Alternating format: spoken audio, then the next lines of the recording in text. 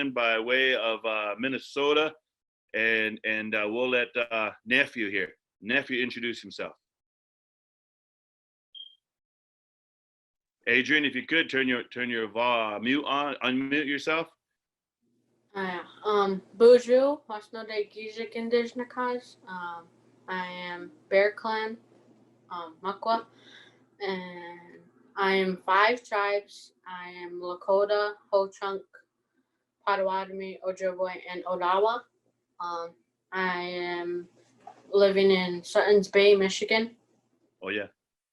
And that's all.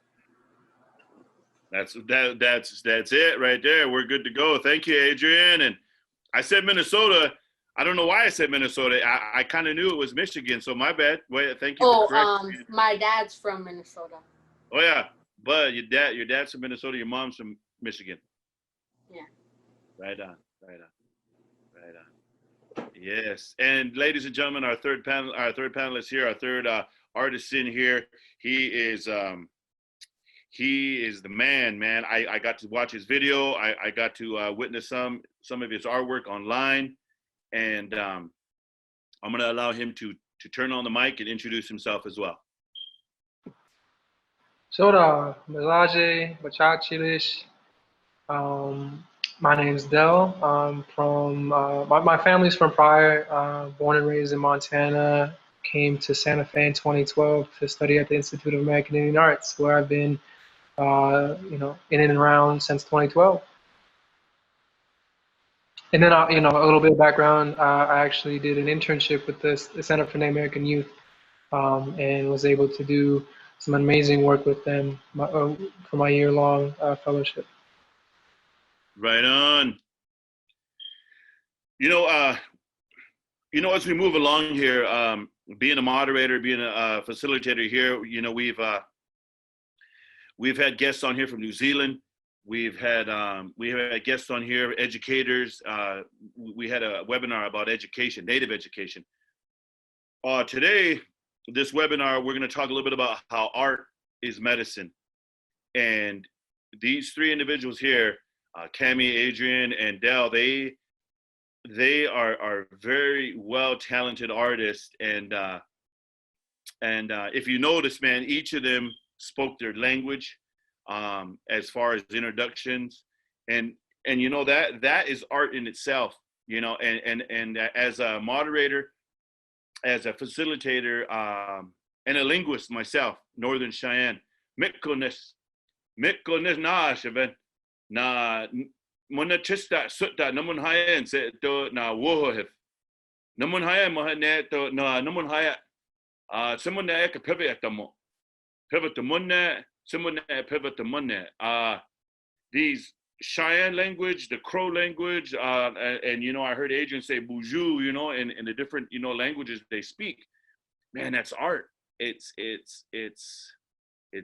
there's so much that goes into it, and then it's portrayed in their artwork. I seen it in Cami Joe. I see it in your art.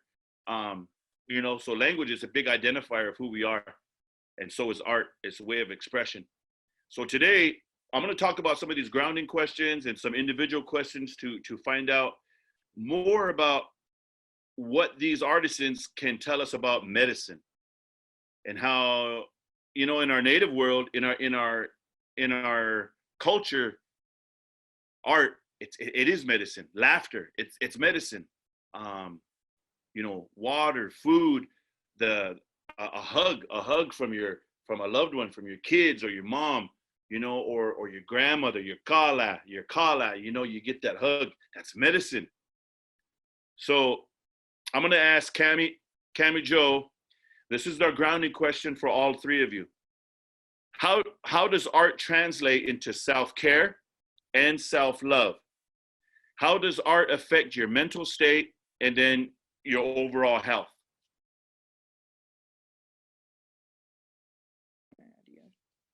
Yes, art for me has always been an outlet to sort of express how I'm feeling at the current moment, whether that's sad or happy, or if I went through like a really tough situation, then I would use that either in my poetry or my illustrations, just whatever form that may be or that feels comfortable at the moment.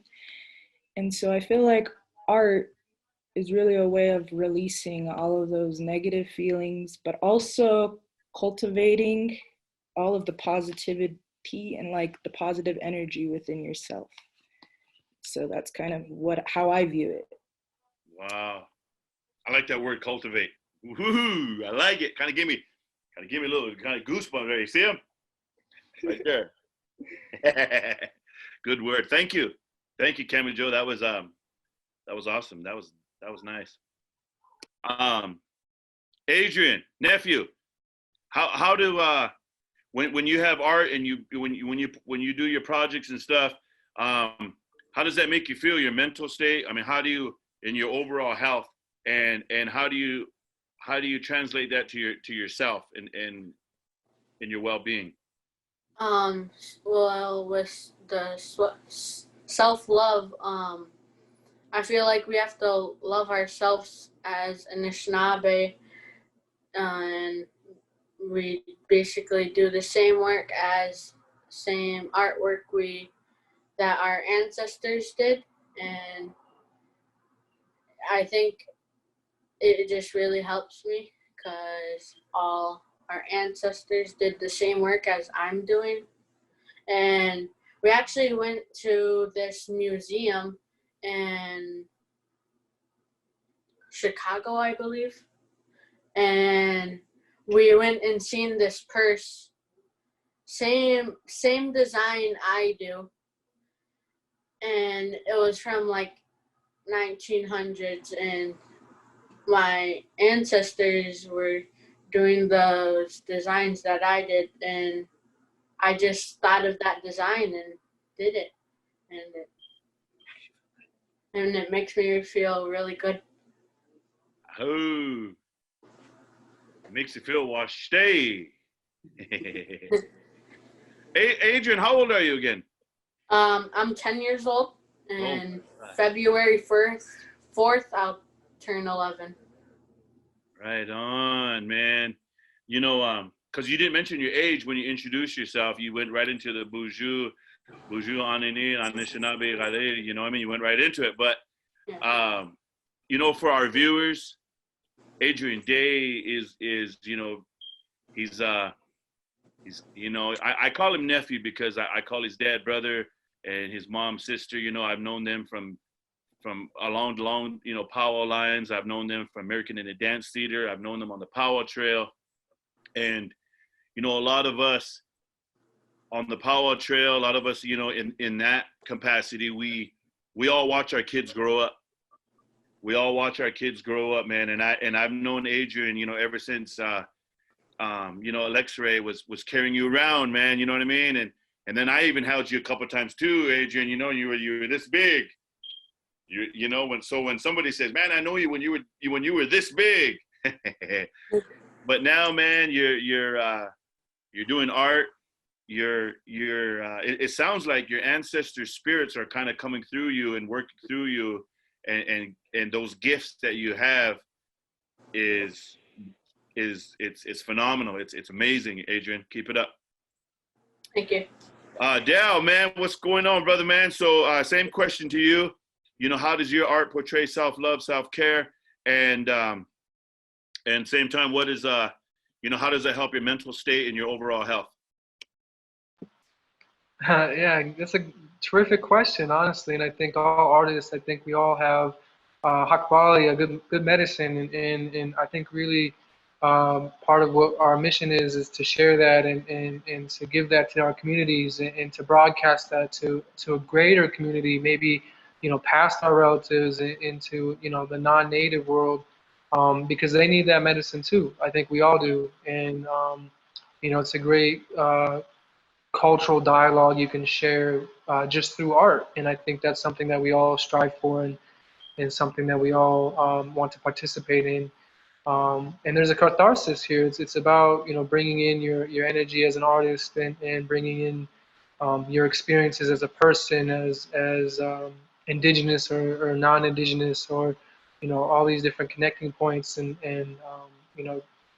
really just seeing life throughout this like creative lens. I think it's just it's a privilege for one, but it's also like courage. It's about being courageous to share these things, and to be open to people that may not be so familiar, or those who may not quite understand where you're coming from. Um, so I think it's a combination of all this. It's really um, you know in this modern world, we're all trying to see ourselves and be our best selves, and I think that's what our ancestors would like from us, and be proud of us for. Yes, yes. You know, you know, are you guys familiar with peyote meetings? Native American Church peyote meetings. Um, so in that ceremony, there's always a lot of encouraging words, and elders that are given tobacco, or given the cedar, or or a certain time, either of the night or the early morning, to talk. And somewhere in there, I've heard an elder say, as far as the lines of, we as parents, we want a better life for our children, and our parents, they wanted a better life for us. And I mean, and not to get too confusing, but Dell, man, just as you said, your artwork, it's medicine, and it's healing for both Native and as well as the non-Native. Like you said, they need it as well. Um, that was a wicked answer. Awesome, holy smokes! And what was that word you used? Catharsis? Yeah, it's cathartic or catharsis. So it's working through a lot of your personal medicine and energy, and bringing Okay. that forward. Yeah. Woo. Also, is a place where people can delve into some emotional traumas. I mean, Yep. art has a wide spectrum, and I think we're all using it for the best, for the good, and whatever that means to the artist or the community. Right on. Yep. And then it was like Cammy Joe was saying, Cammy, I mean, she was talking about how the mood she's in, or the different feelings that she has, and then it's kind of a release. But at the same time, that portray of self-love, self-care, the people that see it and view it, they're probably, if they're in the same energy mode, or in the same kind of wavelength, they could probably connect to it better than the next person. I don't know. Maybe I'm kind of reaching out there, but we got some questions to get going here, man. Man, see how it goes. It goes by fast. It's already that time. So, Cammy, I know you got to be leaving soon. I shouldn't have said that, but you do. And I'm gonna jump right to your question. Okay. Your question is, you express yourself through art, poetry, and other platforms. What is your source? What is your source of inspiration?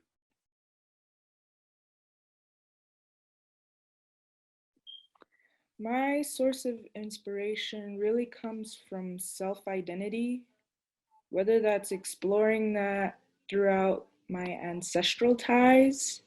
Just like Adrian was saying, a lot of his work resembles that of his ancestors. And so I think that's kind of like what I try to put into my work, is elements from my ancestors.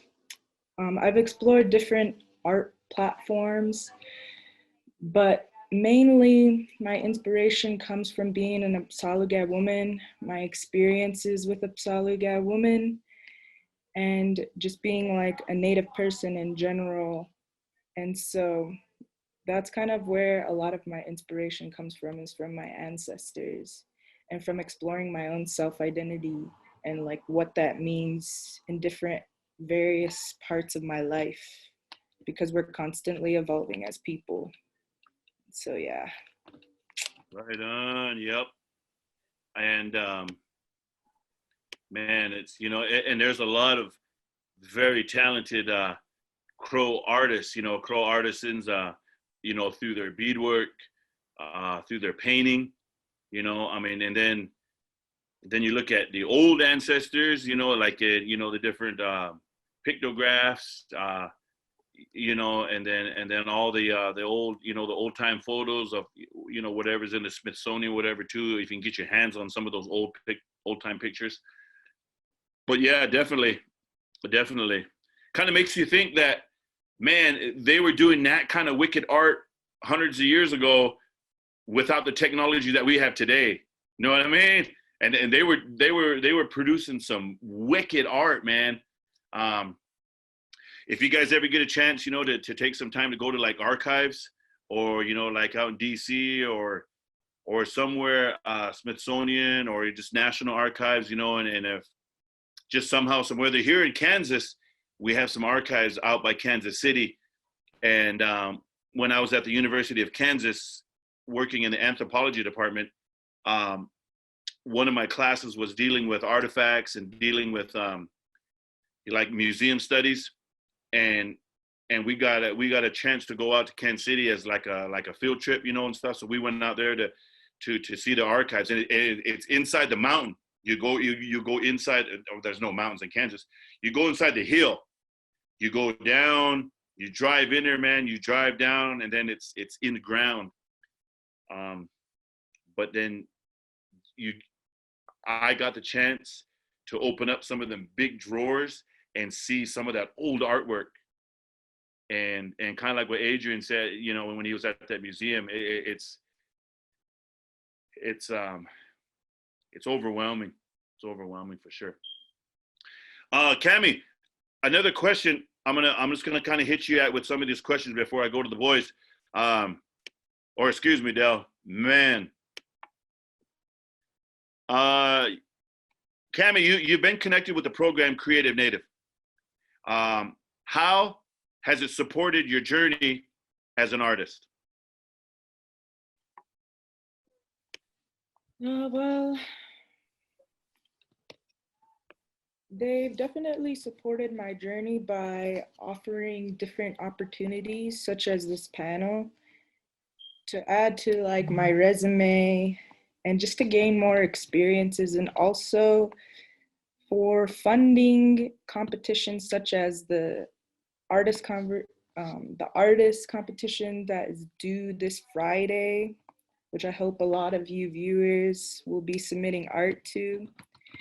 And so just kind of getting young artists, especially myself, interested in creating more art and kind of providing that incentive, but also creating like opportunities for us to look forward to. So yeah, that's kind of how they've supported me in that way. Ooh, my charge, as they say in the Crow language, my charge. You know, speaking of that Creative Native call for art, it closes this Friday for sure. They are welcoming all forms of art, like traditional art, digital, pottery, photography, painting, sketching, and more. Definitely, they want to see more submissions from the youth. You know, especially like ages 5 and 9, the kind of the younger ones, kind of around Adrian's age. But then again, it's welcomed all the way to 24 years and under. 24 years and under. So myself, I just turned 25, so I'm too old, and I can't be able to submit my art. But anyway, let's move on to the next question. Adrian, how has Creative Native supported you in your journey through being a young artist? Well, I won the Creative Native last year. Recount, I believe, with my purse behind me, right there. And I think it just really helped me be a better artist, and seeing like inspired by like all the other kids, Yeah, who do art and stuff. right on. I think it's really helped me be inspired by other kids, because you don't see that much kids at like Santa Fe, and I think it's just really good that you guys are doing the Creative Native. Right on. Creative Native. Creative Native, man. I tell you what, Adrian, you keep it up. You just let your passion flow, and whatever comes to you, whatever you do, you keep it up. And you're dancing, and you're singing, and then too, um, you're getting inspired by them other kids, and then also Adrian, man, you're inspiring them too. You know what I mean? So it works both ways, and that's a good answer. That's awesome. Del, same question. I'm going to ask you. How Creative Native, being part of that, has helped you along your journey, and you're a little bit older than Adrian. Yeah. Not that much, but a little bit older. Yeah. So I was a fellow through the Newman's Own Foundation, which pairs recent graduates to mm, a wide range of nonprofit work, and I was really connected to CNAY's mission, connecting with Native youth and lobbying and really trying to highlight Native youth. And so I was really just excited to come aboard. And part of my experience as an Indigenous person, of course, has been IAIA, um, Institute of American Indian Arts here in Santa Fe, New Mexico. And so, I was tasked with bringing this artistic background I had with me, into this position. And so, um, at the time, we were looking at how to engage Native youth in this creative pursuit, and we had a whole wide range of ideas how to do that. And one thing I thought of was really trying to find a way to publicize, really trying to get the work viewed, had to make an audience somehow. And so um, we went through several stages of trying to figure out how that worked best. And so a call for art was kind of where we ended up, and where I think it's flourished really, right? We were able to break it down so that all categories of Native youth can participate, right? And so we were really excited to bring this together. And it's really great to see the 5 to 9 age bracket, and seeing just their beautiful connections to these prompts and these indigenous worlds really. And so the inaugural season was a success, I think. I think we all really had a lot of fun and enjoyment, seeing this work, being a part of this work, and seeing how Native youth responded, So, Right.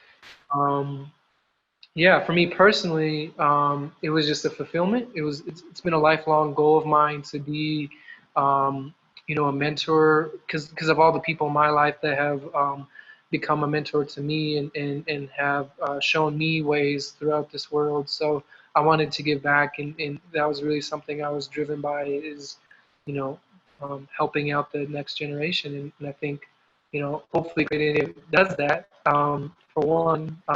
And I hope it gives inspiration, to all these indigenous artists out there. For sure.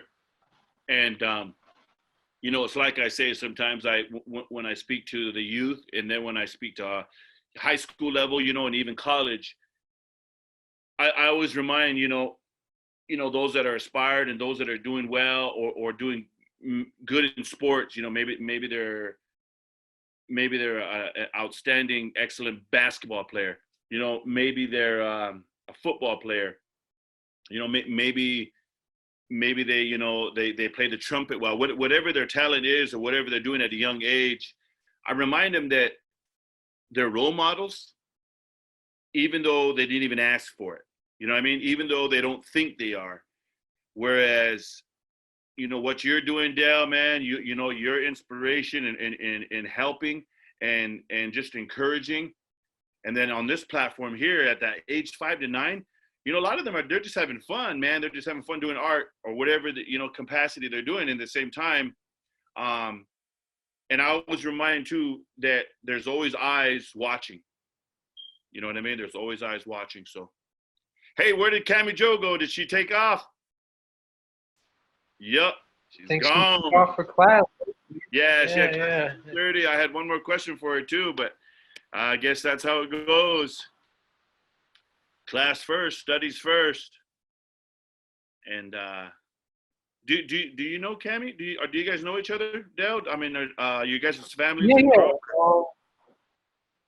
Definitely. So, Cammy Joe, I'm familiar kind of through her sister, Jory, who, is doing really good work in the community. And, the last I know, she's really doing a lot of work, Jory, that is, with preserving native lands, looking at waterways and looking at um, indigenous ecosystems, right? Oh Um, yeah, and, yeah. and then, so kind of coincidentally, Cammy Joe started classes at IAI, so it kind of fell together that we connected and we spent some time together, and tremendous young indigenous woman doing great things. Right, So hope right. Yeah, she's. I have to admit I haven't heard any of her poetry yet. I haven't heard any poetry yet, but I did see some of her art, online, and then Google and stuff like that. But it's awesome, man. Very awesome, talented artist. I'm gonna go ahead and come back to you, Adrian. Adrian, I have a question for you. It says, well, I know you grew up in a family of artists. Okay, your dad, your mom, your grandparents, just and then just all your uncles, all your aunts. How does it feel to grow up being surrounded by all these creations and creativity, and how has it shaped your artwork? I believe, cause like I do paintings and beadwork, and I think that really comes from my mom and dad, since I watched them like bead and paint. No, do ledgers. My dad does ledgers. And I think it really helped me do better at those things. And I did my first project. It was a beading project, and I did it for my mom. And I was about 3 years old. Oh, And I did, what was it? A barrette. It was just a little circle, a heart actually, and she wore it on her outfit, and I just felt really proud of myself. no. Right And on. I think it just really helped me. Good. What about your dancing? Who do you get your dancing from? Your mom or your dad? Probably my dad. No. You dance way better than your dad. You probably get it from your mom.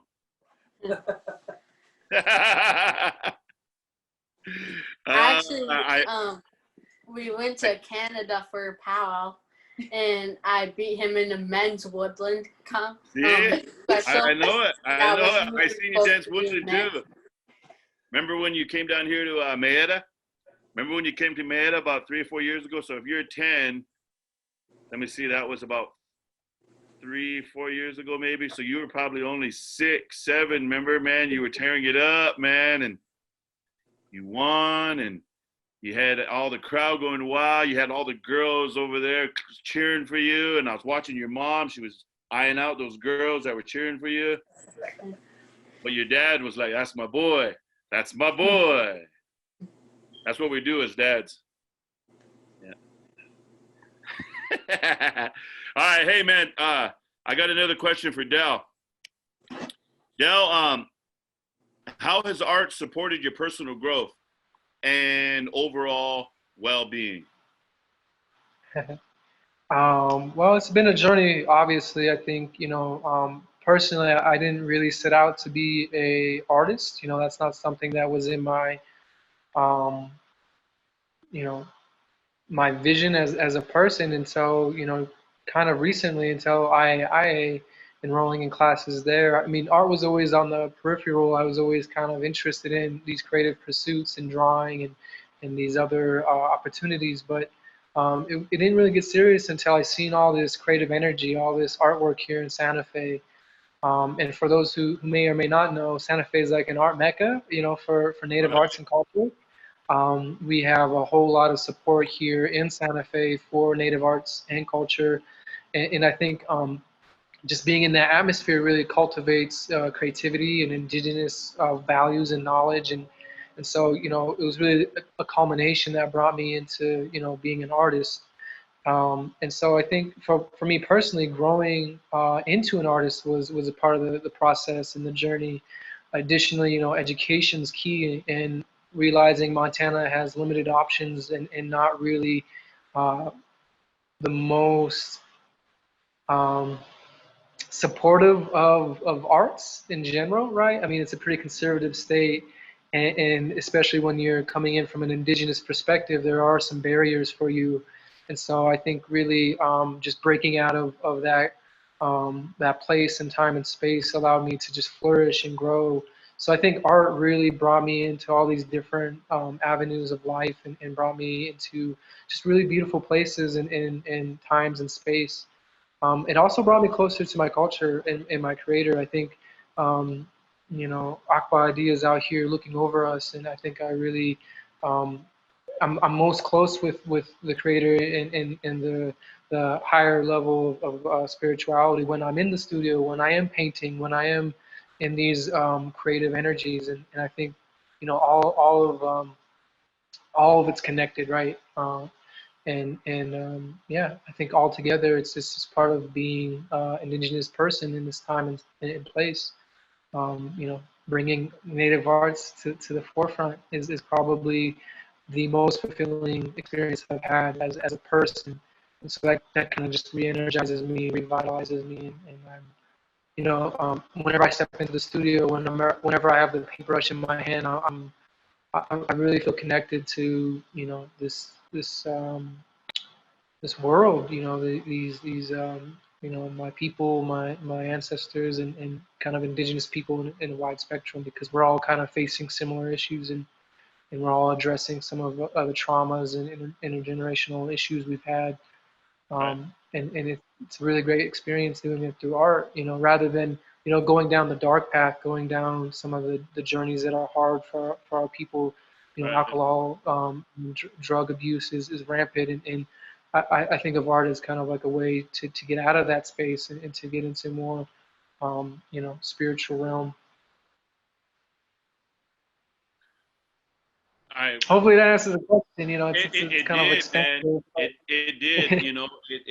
I mean, for our viewers, for Adrian, you know, 10-year-old nephew there, he's kind of kicking back, listening to there at the same time. He has a very well put foundation just with you and Cammy Joe, and then of course his dad and his mom. Same time, but I was wondering if you were going to go down that road, being and I don't know if you grew up on the Crow Reservation. Did you grow up on the Crow Res, or did you grow up outside of it?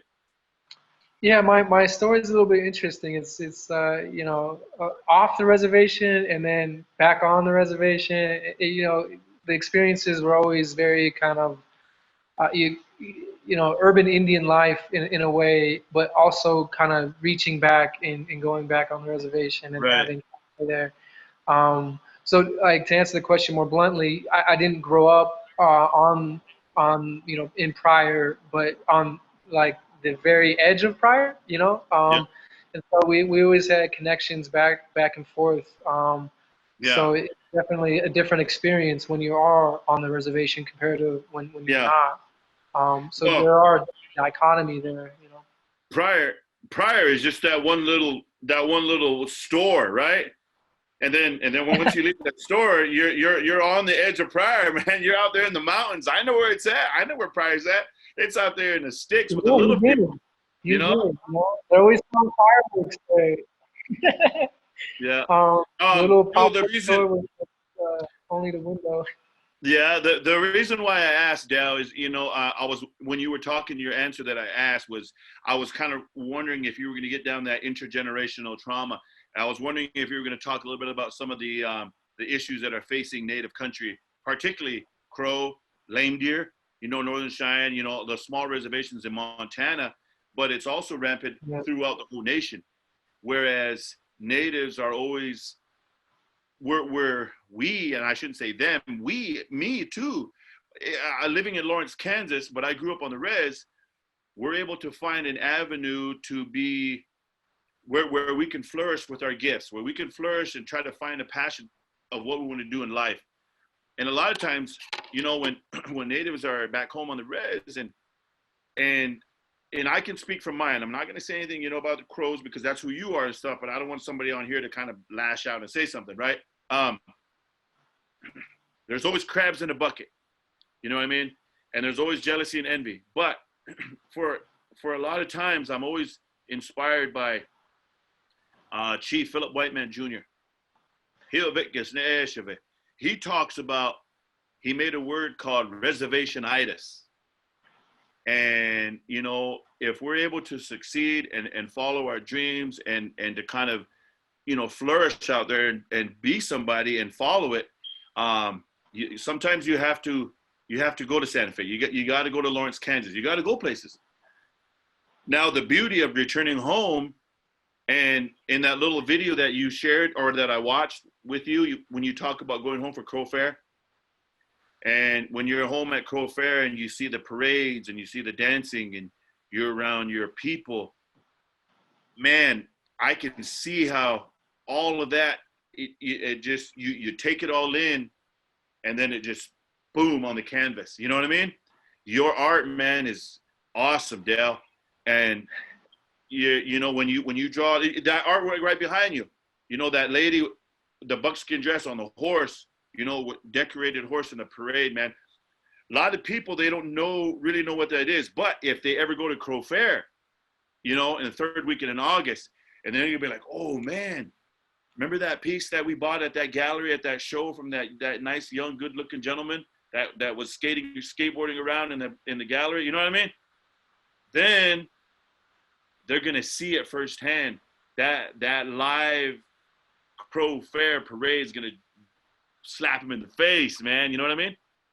So, Yeah. So Dale, Kind words. Definitely kind words. Man, yes. I mean, thank you for that answer, man. That was that was deep. It was deep, but it kind of needed to be said to kind of remind all of us Natives, to that we are, man. We're Native, whether we're on or off the res, whatever we're doing. We got to look out for one another. We got to look out for one another. And to that point, I think, art does that. Art is a connecting place, and we can all come to it in a safe and cherished place. It's a place where we can have these discussions where, it may be hard. I might be taught, the work that I'm creating, is actually about stereotypes. Edward Curtis going into the West and taking photographs that were staged and were romanticized as the vanishing race. And so this work I'm making is actually to combat that, to contrast that, to say these are contemporary people, these are indigenous values today that are moving forward into the future, and we're resilient and we're strong and we are present and we are alive. All these things are a part of art and what we can bring as artists, indigenous artists, and to that point, having different realities, being from the reservation, being from urban areas, it is all connected. It's all about being Native and indigenous in this contemporary world.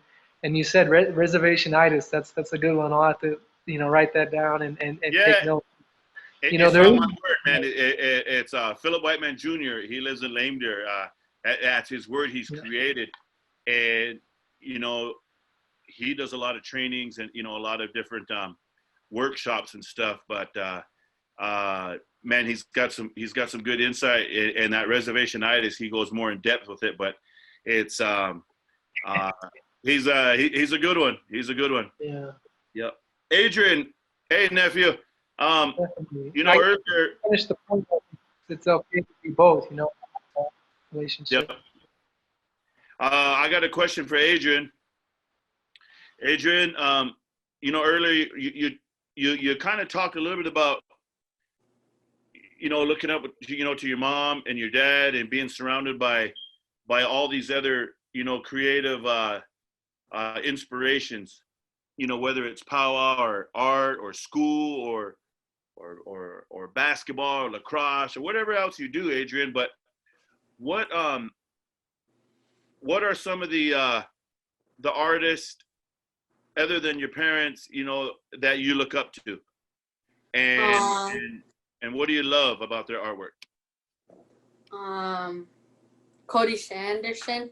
I really like his designs and his artwork when overseas, and that really inspires me. Also, Agent Standing Elk, Pinnacus. He actually gave me this necklace that I'm wearing right now, Oh yeah. and I feel like I have a real connection with them. Not just because we're both names are Adrian, but I feel like they just have a connection. They've always supported you. Like they've always supported me. Wow. 'Cause, Is he Cheyenne? I don't know. Because this actually goes out to both Adrian and Dal. After this webinar is done and you guys, you know, go back to painting, you know, you go back over, but if you get some free time, I don't know if there's anything so much on Google or not, but if there is, hopefully there is, but if you guys can research that last name that you just said, Standing Out. Is that what you said? Standing Right? Up, Pinnacus. Huh? Agent Standing Up, Pinnacus. Yeah, okay, Pentecost. Okay, so I don't know Pentecost. I mean, I know Marty Pentecost, but because that's, you know, your dad stole a lot of moves from Marty, but Standing Elk is a Cheyenne name, Northern Cheyenne, and it's kind of weird because there were some talented, wicked, awesome, amazing artists back home that were Northern Cheyenne. There was Selwyn Standing Elk, and Seidel. I think it's spelled Sidel, Seidel Standing Elk. And if you ever get a chance to research them or Google them or trying to find out, man, they have some amazing art. And let me see your necklace again, Adrian. Put it up there. Let me see. He's also a graphic artist. Okay. Wow. Yeah, because when you held it up the first time, I looked at it, and it looks like a Cheyenne design. And if you ever see, you know, my sons, I don't know, do you know Sonny and Junior, my boys? So my boys have a lot of that Cheyenne design in it. And if you take your hands like this, you see it, and then now you make a you make a bowl. Okay, you make a bowl, and then look down in it. Look down inside your hand. Now you see where your hand makes these creases here? Yeah. Okay, they make a little M, right? That little M right there. And a lot of people, palm readers, you know, gypsies or whatever. But in Cheyenne, if you see this line right here in the palm, it makes like a little M. The same thing that's on your necklace. It comes up like this and it comes down. But together, when you bring them together, that's a Cheyenne design. It's called Tele-Native. Hitan means it's a man design. Hitan means man. And anyway, that design, you'll see it in my son's beadwork. You'll see it in my beadwork. But it's a Cheyenne man design. Tele-Native, it's called. That's what it represents. There's more to it. You know, I don't have too much time here, and I really can't go into the whole depth of it, but that's where it comes from. Comes from right there. So I just want to share that with you. I don't know if Adrian Standing Out is Cheyenne or not, but maybe he is. But if not, I could share that with you of where that design comes from. Yeah, he says Southern Ute. Okay. Ndede? Maybe not. Ndene. Okay. Oh, Maybe not. Well, and maybe there was some standing Northern Cheyenne standing out there. Maybe he was maybe he had old way. Maybe he had a lot of wives out there. I don't know. Let's go to the next question.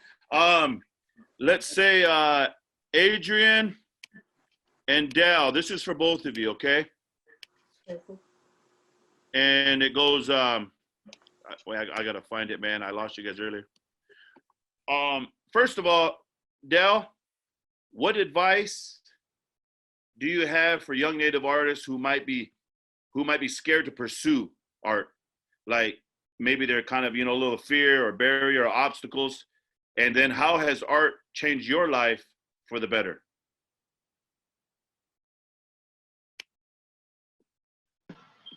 Yeah, I mean, one thing about being an artist is that there is that kind of intimidation, right? Or you're feeling insecure, or there's a lot of insecurities about what you're doing, how you're doing it. But one thing is I think as an artist, you grow through all this. You evolve by showing your art. You get to experience how people see it. Obviously, they're going to bring their own experiences into your art, and it's going to reflect upon their views. And so, I think one thing as a young indigenous artist, one piece of advice I would give is always just do what feels right in your heart, and Yes. the rest will follow. I think I think one thing that my uncle had taught me is that we're all kind of putting these pieces back together as indigenous people, and I think your ancestors will be proud of your purposes and your intents. So I think, yeah, just have the courage, right? Also, just have the courage to explore and try new things, maybe Yeah. moving forward into different mediums. And like Adrian's saying, he does it all. He dances. He does the full gambit of creative energy, right? Painting, drawing, and he loves jewelry, right? That's a huge Yeah. difference in mind, the three-dimensional platform of sculpture and jewelry making and design, right? So just bouncing off all these different inspirations, I think, is monumentous in growing and evolving and becoming more comfortable, right? One thing that always helped me out is that not every painting you're going to make is going to be a masterpiece, right? As Right. long as you learn and evolve in the painting, each painting is going to teach you something different. Each experience you have as an artist will teach you something. And I don't think there's a failure unless you don't realize what that is. Right. If you don't fully realize that potential in each art piece and bouncing everything off and learning and growing. Right. Excellent. Excellent. Most excellent. You know, um, I in everything that you said, Dell, I mean, as far as, inspiration, as far as advice, because there is intimidation, and then there is wondering if it's good enough, and who you're trying to compare to, who you're trying to, you know, and that's another thing that, as myself, I'm a collector of art. I collect a lot of art, and one day, hopefully, maybe I'll have a Dale Kaufman, and then, but I collect a lot of different art, and mainly native artisans, as far as Alan Nosegun, he's Crow, Kevin Red Star, but at the same time, I got some Standing Elk, I got some Rusty Diamond, I got some George Flett. I got a George Flett subledger. Just to name a few.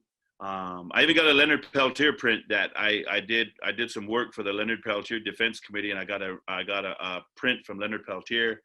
But man, I can't start here and start name dropping all these different Native artists out there, because everybody's different, everybody's unique in their own way. But thank you, thank you, Dale, for sharing that, because somewhere someone's listening to us. Somewhere, even Adrian's listening to you right here, and as young as he is, being 10 years old, that just opens up more doors for him, and I know it, nephew. I can see you there. And I'm going to ask you the same question too, Adrian. You're only 10, but what advice can you give to, some of the younger kids like your age or younger that, that want to pursue art, and then, but maybe they don't know how?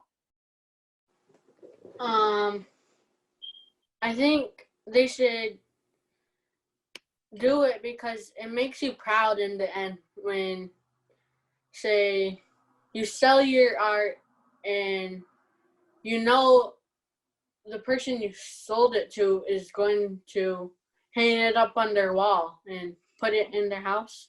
And Yep. I think it just really helps when you feel proud of yourself when you do it, basically. And I just say, always do your best. And it doesn't matter what anybody thinks. It's just what you think of your work. Yep. Say,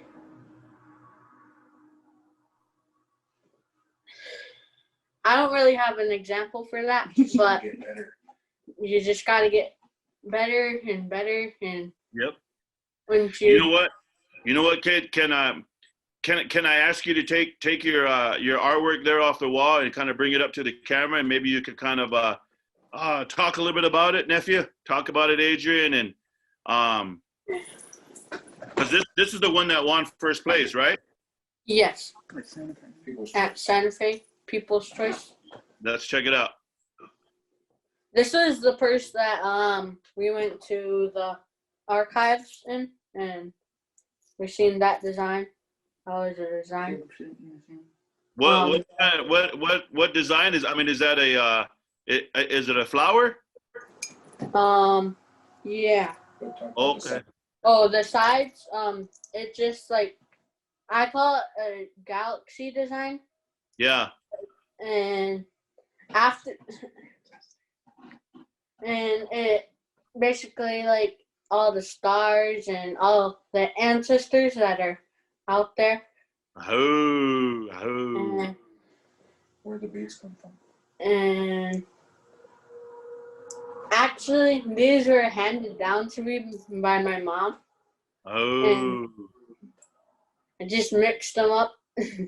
Just messed up your beats. Just mixed them up. Man, that's nice, man. Yeah, that's nice. I remember seeing a picture of it, and then it's nice. Is there any money in it? No, I don't think so. No. So waiting for the check still. Waiting for the check still. No. Me too. Tell your dad. Me too. Still waiting for the check. Hey, man. Thank you, Adrian. I was wondering. I seen it back there, and I was like, I wonder if that's the same one. But, it was like I said earlier, Adrian. You're doing good things. You're doing big things, and but some of the advice that's coming from Dell, that's gonna come from me right now, and I know your dad. Probably promotes it as well as your mom. You got your hair long, like Dell. Dell's got long hair as well. Be proud of your hair, and the way you handle yourself, even at 10 years of age, you're gonna start creating like a trendsetter, and that's what we need. That's what Dell was talking about 2 questions ago, when he was talking about how the dichotomy of the stereotypes that we have in this world, and sometimes we're always pulled down by reservation-itis. Sometimes we're always going through different things in our life. But Adrian, man, you braid your hair, you keep it long, you got your earrings, you do your artwork, don't be afraid of it. You dance, you sing, and that's all we want. That's what we want for our next generation. You know what I mean? That's what we want. And then every once in a while, man, a lot of them, we have gifts where our ancestors come and kind of work through us, like maybe like your dad, man, he might make a new song, and he might not even know where that song came from, but it was a spirit It was a spirit that came to him, and what it needed to come out, it needed to be sung, it needed to be reminded to people for good energy. Same with your art, and same with Dal. Dal, man, he's talented artist there, and when what he does, and you know, sometimes it might be unconscious or not really knowing, but it's going to heal somebody. And that word heal, HEAL, it could mean a lot of things in art, and that's why art is medicine. When we started, remember we talked about art is medicine, and but continue, man, continue your art, Adrian. You know, you make your mom and dad proud, and you know, when they're really proud of you and they're hugging for you, that's when you ask for that PlayStation 4. That's when you ask for them. No, I'm just kidding. Man, keep it up. We're just about out of time here. I think I just what you're saying, like with the reservation-itis. Yeah. I live on the reservation, but it's a really beautiful place to live. Like the water. Yeah. Yes. And my grandparents live right down there. Yep. My great grandpa, he actually made quill boxes. He just like quilled on birch bark, and he made it into boxes and stuff. And he had a stroke, and he couldn't use his hand, so he had to stop doing that. But he still really wants to do it, but you know, his hand. So I really want to. Your hands now. Huh? He's gonna use your hands now, so you can learn. Yeah, and I really want to start doing that for him and make him proud. Yep. Yeah, I mean it's both ways. You know, when I talk about reservation-itis, I talk about you know, a lot of the stuff, that the trauma that we go through, that sometimes they don't understand themselves, and then a lot of that's years and years of trauma. Like Dal was talking about, intergenerational. It just means that sometimes we overlook and take for granted everything that's around us back home, and I'm the same way, nephew. When I'm back home in Montana, in Lame Deer or Ashland, man, I live along the Tongue River. Our plants are there, our roots are there, our medicines are there. And you know, my family's there. I got one grandma left. She's 97 years old, and I have a lot of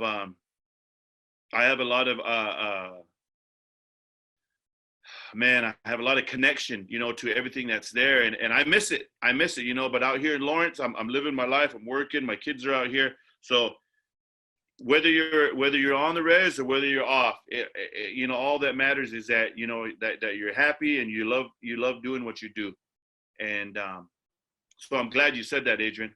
I'm glad you know, reminded us of that, because yeah, man, Michigan's beautiful, Minnesota, Wisconsin's beautiful, Montana is beautiful. Pryor, Montana, where Dal calls home, man, you know, man, Pryor, Montana, you'll be up there in the mountains, and literally, like when you're in Sutton's Bay, and those there's a lot of seagulls, right?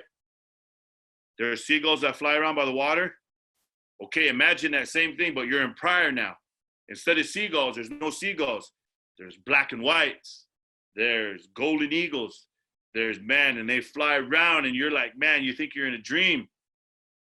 Because Pryor has some beautiful animals up in that area. You're in the mountains. Am I right, Dal?